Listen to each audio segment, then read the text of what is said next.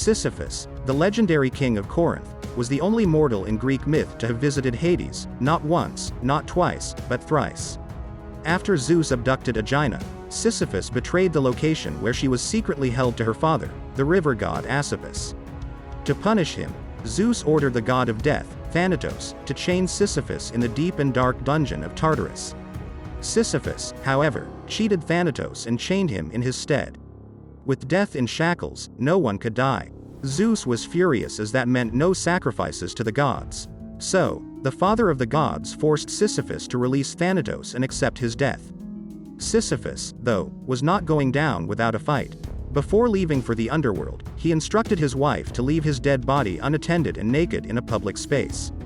Once in Hades, Sisyphus asked Persephone to let him return to the surface and ensure his body's proper and decent treatment. The queen agreed, but Sisyphus used the opportunity to escape.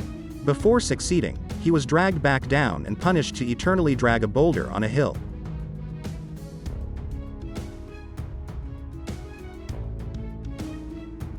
The truly mesmerizing episode of Odysseus' journey into Hades, the so-called Nekyia, is described in the Odyssey's Book 11. To access the realm of the dead and meet Tiresias, the blind seer who will help Odysseus safely leave the island of the sorceress Circe, Odysseus offered libations of milk, honey, wine, and water with white barley to invoke the souls of the dead. Right after that, he sacrificed sheep, and the ghosts of the dead swarmed out of Erebus. The first soul to appear was Elpenors, a companion of Odysseus who died on Circe's island without a proper burial since his companions ignored his whereabouts. The second person to appear was Odysseus' mother, Anticlea. Tragically, this was how Odysseus learned of her death, as she had passed while he was still away from home. Of course, Odysseus also meets Tiresias, who foretells how his adventure will unfold and prophesies that you may yet reach Ithaca, though you will suffer. During the rest of the journey, Odysseus encounters a series of noble women and heroes, including Agamemnon, Achilles, and Ajax. Odysseus even catches sight of Sisyphus and encounters the ghost of Heracles, who talks of his own trip to the underworld. Even though Odysseus longs to see more famed spirits, he suddenly becomes scared that Persephone, Hades' wife, might send the head of the Gorgon Medusa toward him and decides to leave immediately. It seems that a mortal could not stay in Hades for a long period without facing grave consequences.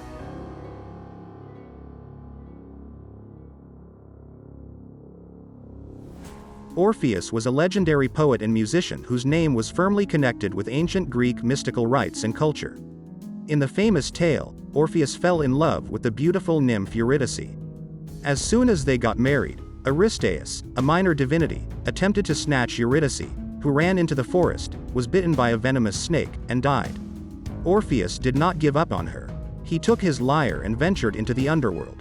The first obstacle he encountered was Cerberus. The three-headed hound was easily tamed by Orpheus' music. Reaching the thrones of Hades and Persephone, Orpheus sang. His music was the music of someone who just lost everything. He sang about his love for Eurydice, how he lost her, and how he wished to get her back. The song was so powerful that everything in the underworld froze. Persephone would grant Orpheus his wish. Music had triumphed. Then Orpheus would lead Eurydice back to the surface, but only under the term that he would not look back until they reached the light.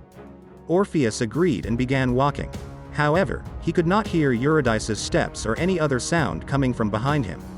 When he had almost reached the light, he became afraid that the gods had deceived him and that Eurydice was not following him as promised.